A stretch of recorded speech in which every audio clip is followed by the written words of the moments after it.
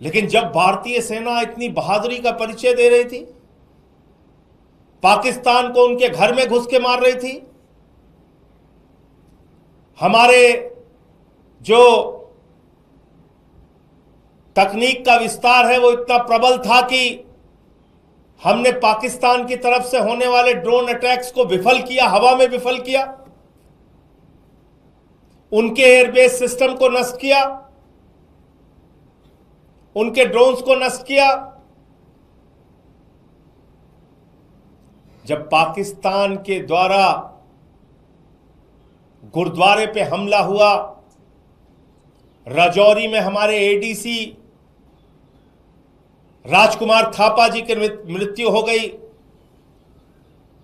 हवालदार दिनेश शर्मा शहीद हो गए,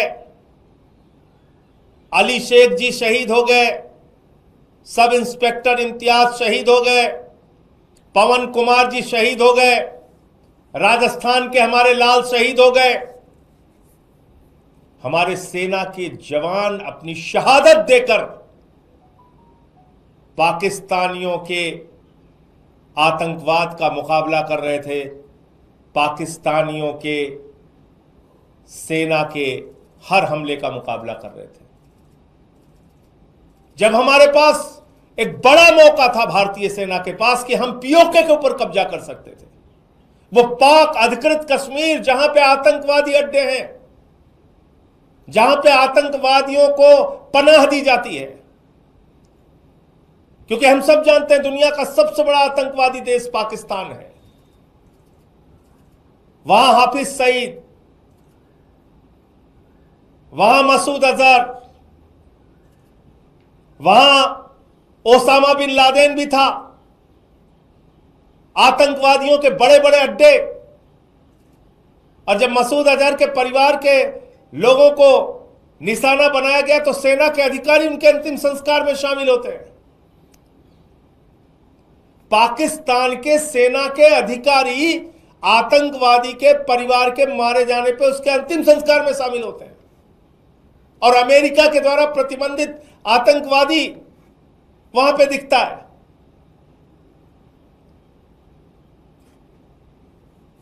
देश के लोगों के मन में एक सवाल है, बहुत बड़ा सवाल,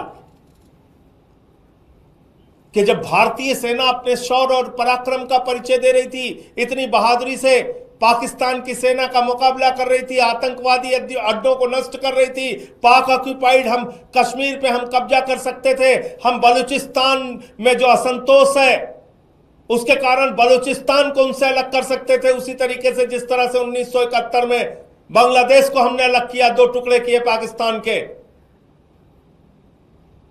ऐसे समय में अमेरिका आपके सीज फायर डिक्लेयर कर रहा है। देश के लोगों के मन में सवाल है कि क्या यह 140 करोड़ हिंदुस्तानियों के स्वाभिमान और सम्मान के साथ खिलवाड़ नहीं? क्या यह भारत की संप्रभुता के साथ खिलवाड़ नहीं? क्या भारत जो दुनिया का सबसे बड़ा लोकतंत्र है, उसके ऊपर अमेरिका की दादागिरी चलेगी? अमेरिका का दबाव चलेगा?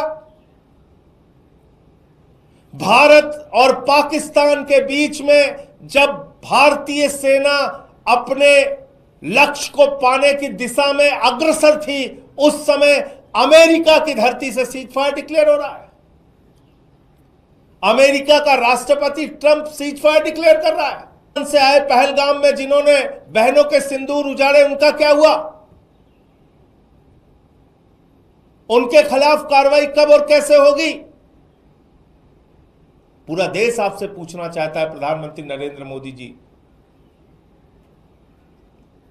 भारत की संप्रभुता, भारत के स्वाभिमान और सम्मान के साथ खिलवाड़ करने की इजाजत किसी को नहीं है। भारत अपने फैसले लेने में सक्षम है, और देश के प्रधानमंत्री से लेके कोई भी मंत्री हो या बड़े बड़े पद पर बैठने वाले लोग संप्रभुता की रक्षा का शपथ लेते हैं। इसलिए मैं कहना चाहता हूं, ये भारत की संप्रभुता पर एक प्रहार है,